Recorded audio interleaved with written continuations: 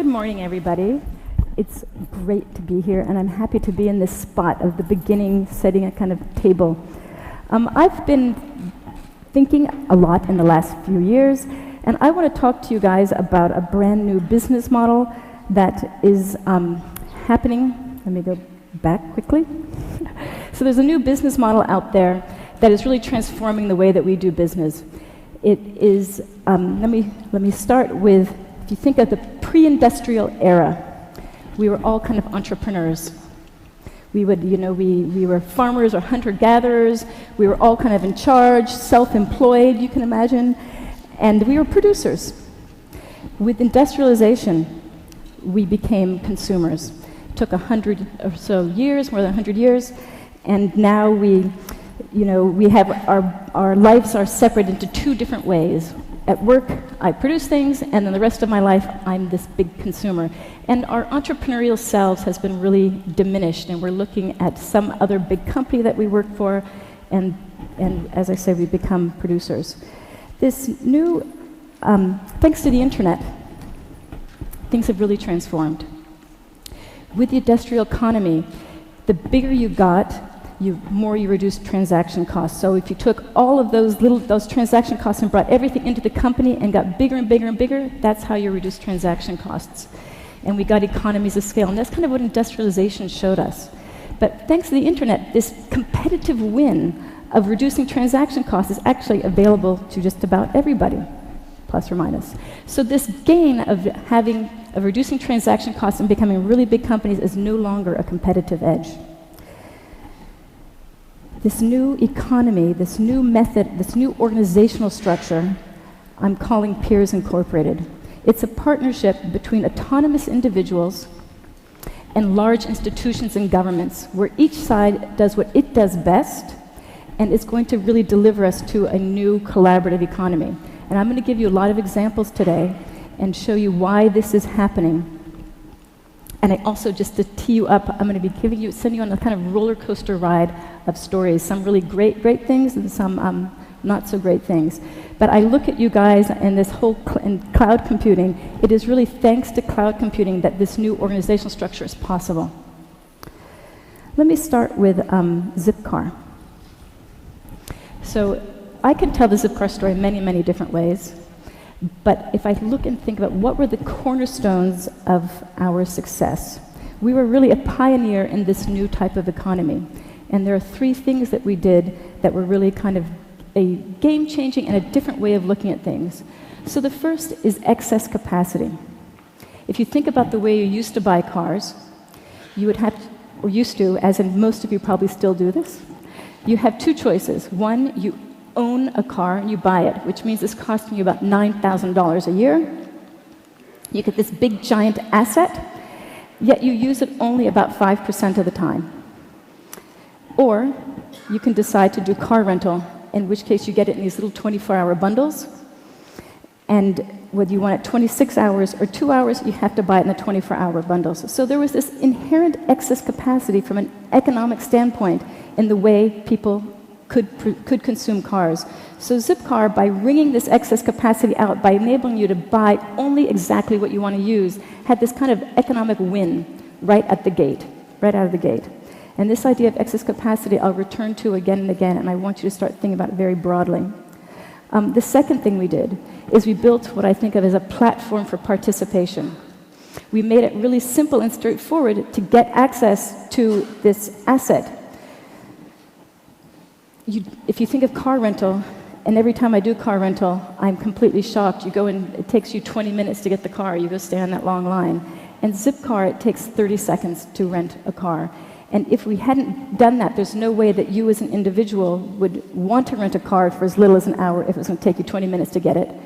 And it's only because of the marginal costs that we as a company were willing to rent it to you for an hour. If it was going to cost us $12 in transaction fees, we would never have been able to rent it to you. We would never have chosen to do that.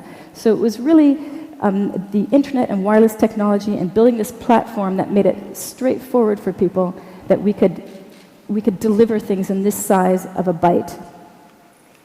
And the third thing that we did that was really different is that we treated our consumers, I called them members, and I thought of them as co-collaborators. Again, if we go back to the car rental idea, we brought our customers on our side of the counter. We trusted them. Because we place cars everywhere, there's no way that we could have someone walk around the car and tell us whether there was a dent or a scratch. We needed to trust the customers as our collaborators to be able to do this. And this was in 2000 when I launched Zipcar. And think how outside of the box that was, and people are still kind of shocked today. But I turned to our customers all the time for advice and help. You know, what kinds of cars? Where should we put them? Do you know any parking spaces? Do you want to come work for us? Have you told your friends? Comments. And if you think about today, that is kind of normative, right? So think of how between 2000 and 2013, how today this idea that I am not just a passive consumer is completely in every sector. And I came across this cartoon that I loved. Here's Moses coming down from the mountain, and the person says, "Is there a section at the bottom for comments?" Like, we absolutely expect to be participants today. So coming back, the 3 building blocks of a Peers Incorporated engine business model are you have peer collaborators who are working on a platform for participation, and I think of them as kind of swimming in a sea of excess capacity. If you look at these companies, think of all the last 5 or 6 years how we've talked and talked and talked about how fabulous these companies are and their incredibly high growth. I look at these and I think these are all Peers Incorporated companies. They all build platforms for participation. They all require peer users to create their stuff. And the excess capacity is really what's being leveraged. I love the idea that Skype built a telecommunications company, which are really expensive to build. And they built it on the back of me, my personal computer, and my internet connection that I already paid for, and the video camera built in. They didn't have to lay fiber cable. They didn't have to build this big infrastructure. They leveraged what already existed that I had excess capacity of. Wikipedia, our excess expertise, you know, Flickr, my photos. All of this stuff is stuff that people were naturally kind of creating, or they're sharing this in to a much larger audience. And these companies exist because of this. I want to give you my best example. So, excess capacity, whenever we think of sharing of excess capacity, leveraging excess capacity is actually sharing, right? That's what when we're talking about getting at excess capacity, is actually sharing. And so I want you guys to get in your mind now bed sharing. You got bed sharing all in there? I know what you're thinking. That's not what I'm thinking. What I'm thinking of is when I go to cities that are new, and I do a lot of traveling, I like to stay at friends' houses, and I like to stay in their spare bedrooms. They have, you know, and so if I'm lucky, I get a really nice home office spare bedroom to stay in. If I'm even luckier still, I get a double bed spare bedroom. And if I'm unlucky, I've got the teenager's room who got booted out, and ick, you know, this is where I have to stay in those dirty sheets. And in fact, this is why hotels were invented. Hotels are in fact bed sharing. With Zipcar, I forbade my staff to use the term car sharing for the first few years because I said, no one even knows what car sharing is. You're still going to have to do 4 sentences. And sharing has this kind of feeling of dirtiness or hippiedom or something. And I said, imagine if we called hotels, like where I stayed last night, bed sharing. And in fact, they are bed sharing, right? I'm sharing that same bed. So I decided to do some research, and I went online. And I looked up to find out what were the largest hotels in the world. The largest hotels. The Intercontinental Hotel Group. After 60 years, it has 645,000 rooms in 100 countries. Wow, this is really big. Hilton has been working at it for 94 years and still isn't that big. I want you guys, some of you guys will be financial and some of you have done strategy and planning. Imagine the level of effort it takes to become number 1 in these hotels. You have to go find, scout out, first choose the city, and then you've got to find the location and an empty lot. Then you've got to get the architect, and you've got to build the plans, and then you've got to finance it, and then you've got to actually build it on time and to schedule. Then you have to fill it with all the fancy furniture. Then you have to go hire the staff, and you have to pray that you made actually a good choice, because you've got to have to fill it and get this return on your investment over 7-day weeks and over months. And then you could be unlucky and have built on a beach in Cancun and it got swept away with some hurricane. And so it takes 60 years to deliver this 645,000 rooms, like this big, massive effort. Some of you will know what my next moment is, my next slide. Airbnb, where you can rent the excess capacity in your own house or your own apartment, in 4 years matched that same number of rooms. And I was talking backstage about whether my microphone was held on well enough, and this is where I say, can you believe it? This is a really remarkable thing, that they have gone, in 4 years, they managed to get the same number of assets for rent as it took the largest hotel chain working hard, working really hard. It is phenomenal, and it is game-changing and incredibly disruptive, and this is happening in sector after sector. There's couch surfing, where no money changes hands, people are staying for free, and in their first 9 years, they had 2.5 million beds to sleep on. So this method is totally, completely, amazingly different because it's leveraging this excess capacity, engaging individuals and small entities, and on a platform for participation. So let's look at like why and heck, why is this happening and what is going on? And I think of this, if we talk about what's the industrial strength? What are companies and institutions and governments uniquely good at? Why did we create them? Besides our desire to reduce transaction costs, they have other attributes that they alone have. And so what are those attributes? They can make these large multi-million-dollar investments over many, many years. No individual or small company can do that. If something requires many different kinds of intelligence, they can take that multiplicity of expertise and condense it down and deliver a product. No individual can do that. If you need standards and this consistency, that's what companies are really good at. And all of these ideas are kind of pulled together in a brand promise, and they're typically global. But if, on the other hand, we look at what are individuals really good at, what are individuals so good at and is really expensive for companies or institutions or governments to buy? So they don't like buying it. They can, but it's really expensive. And this is what people and small local companies are good at. They're good at making really small investments, right? Big companies hate doing little tiny things. It's just too painful for them.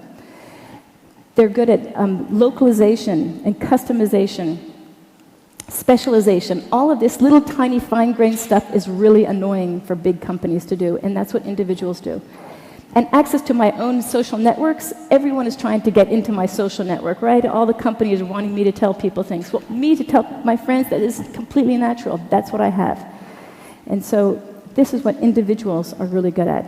And of course, it turns out when we put the two together, they're actually really complementary.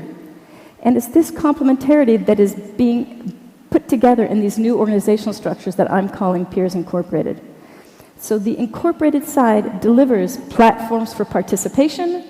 That's what all of their complexity and money and thought and effort is going into. And the peers are delivering a diversity of offering. If we think again about Airbnb, it's not the same as 650,000 bed and breakfasts.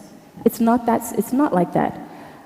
Every single one of those transactions is now on a platform that is a consistent platform with a consistent guarantee, with a consistent way of paying and a consistent way of searching through all of these things. Yet the diversity of offering is really phenomenal. To take that complicated image, I see these two sides as really symbiotic and complementary, and they really have to do this value sharing one side to the other. If the platform isn't leaving enough on the table, the peers will not participate. And again, and likewise, if the peers are too also greedy and they aren't willing to leave some money for the platform guy, the platform won't get created. And then, as I say, to go kind of extra groovy here, I really see it kind of swimming in the sea of excess capacity. So let's look a little more deeply at the incorporated side. If you create a platform for participation, what a platform does, if you get it right, and we know it's really hard to get platforms right, but if you get a platform right, it delivers economies of scale and the ability and high growth, because that's what a platform does. And if we think of, I think of this like computing. We had serial computing, and then we had parallel processing, Well, the platforms are like everything. It's like an explosion. Boom! When you get it, it all goes really, really fast. So it's got this incredible intensity that is very unusual. So look, here is Airbnb's growth curve. And I keep having to switch this out every 6 months. And you can look at the beginning and see it takes a long time to get your platform right. And of course, because of their 10 million, their 4 million height, it crushes out the low stuff. But it still takes a long time to get the platform right. And a good example is if you think of Google Video versus YouTube. Why would YouTube, two guys, beat out Google Video? And it's because their platform was better. You could upload the more form factors of video more easily onto YouTube than you could onto Google Video. So they beat out. So it's the very fineness of the platforms that's really difficult and is required. Here are friends of mine in France. BlaBlaCar is a ride-sharing company. Excess capacity, I'm going from here to some distant city. I have the 3 extra seats. It's leveraging excess capacity. They now move 3 million people in a year. It's about 2,500 full trains every single month. They didn't have to lay a track, build a train. And this is the volume that they've got going. Here is Etsy. Etsy, a marketplace of stuff that I curate, that I make or curate myself. You can see they've had phenomenal growth. Fiverr.com, what would you do for $5? If you ever need to give someone a crazy, ridiculous birthday present, you should go here. And so what would you do for $5? And they call them gigs, and you can see their incredible growth. And it's not just kind of goofy things that's happening on. Topcoder does very large-scale design and engineering projects for clients like Google and Facebook. And here they have 400,000 independent engineers who are working and creating these very complex products. Android and on smartphones. I think of the smartphone as a platform for participation. I buy it one time for my own killer app, making a phone call, and in 4 years, 1.5 million apps have been built on top. I mean, the growth possibilities are really incredible. So let's just look here at the sea of excess capacity. There's 3 ways to get at excess capacity. One, which I would say is what Zipcar did, is you take what is a big, big asset and you slice it so it's accessible to people. A second way is that you take many, many little parts and you aggregate them. That's what Airbnb did. Or 3, you take this asset and you open it up and you say to people, what would you do with this? And that's kind of what's happening with smartphones. So let's look at the peers. What do peers deliver that's really incredible? This diversity. And when you have diversity, it delivers, by its diversityness, it delivers resilience, redundancy, there's no one that's too big to fail, and amazing innovation. So it was Bill Joy who said, you know, there's always more smart people outside of the room than there are in the room. So no matter what your innovation team looks like, this type of model is delivering you 10 times, 100 times, 1,000 times, 1,000,000 times more people iterating on your model and variations and coming up with remarkable ways to approach new things. So a company I've started in France 2 years ago is called Buzzcar, and it's renting out your own car to other people. And so unlike Zipcar, which has the cars are owned by the company and it has a very consistent types of cars and prices, Buzzcar here are the owners with their cars, and you can see there are all types of people and all types of cars. I love this shot.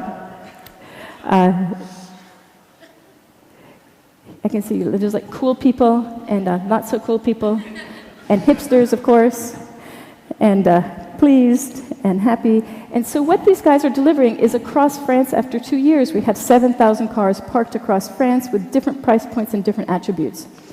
And what we can deliver that a standard car rental or standard car sharing company can't deliver is we can be in locations where there would be no way you would be able to get a return on investment on a car. So there's transactions that are happening in very rural places.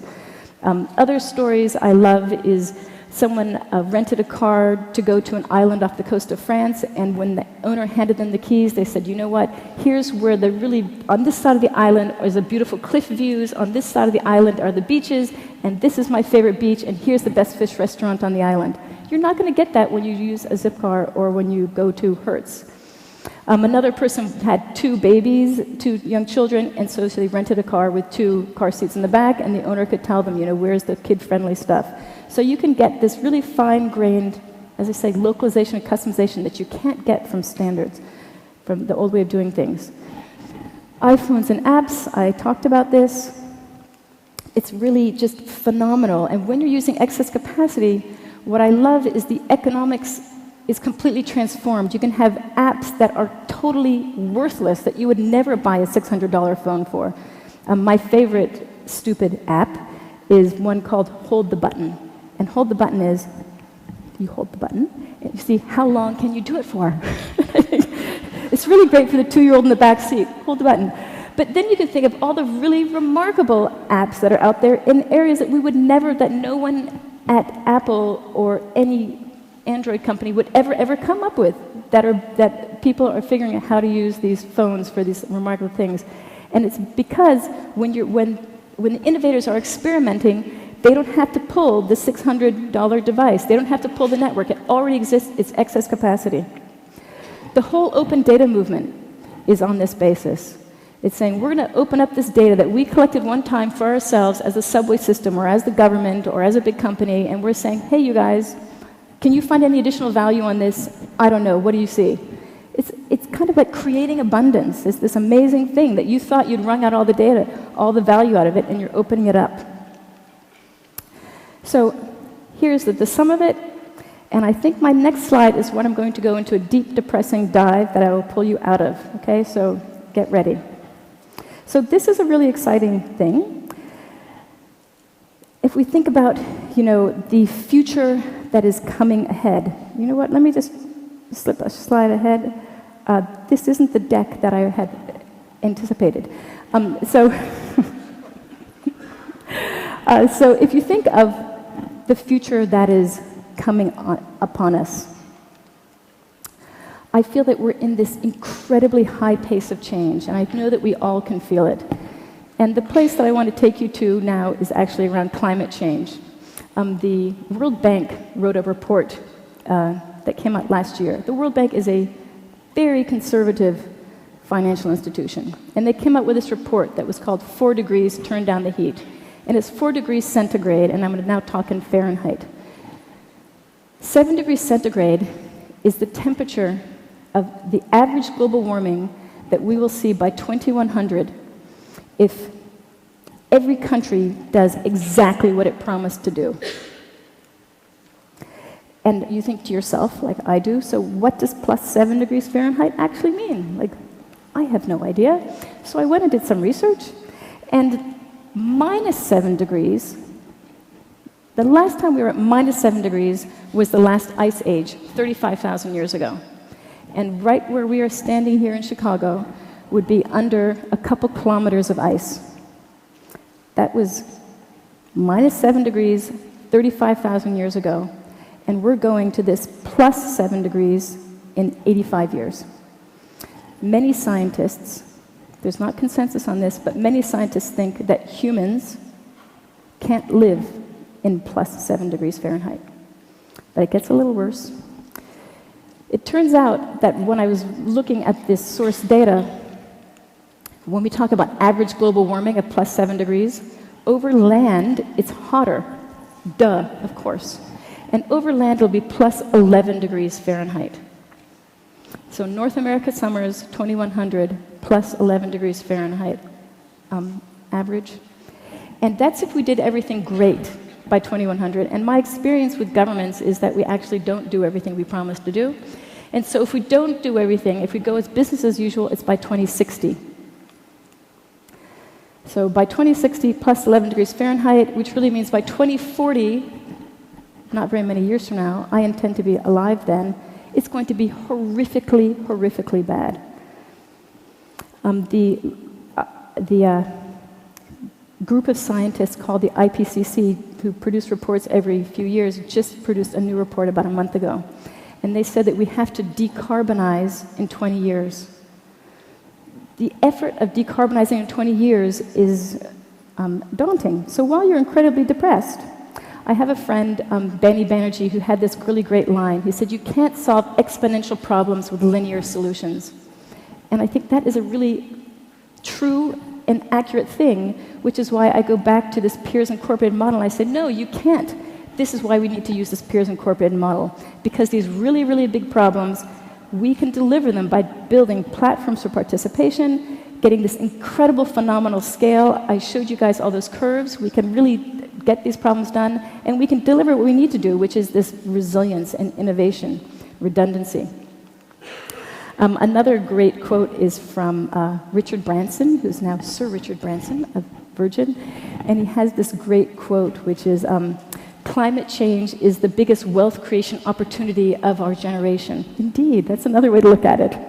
So, coming to this close here, so when I feel that this is bearing down on us in this incredibly horrific way, I really look at this business model as the mechanism by which we're going to get ourselves out of it, and then we're going to be able to deal with the need to innovate really quickly so we can get the speed of collective action while preserving this amazing innovation that we have, potential we have in large sums of people thinking about problems. So, thank you.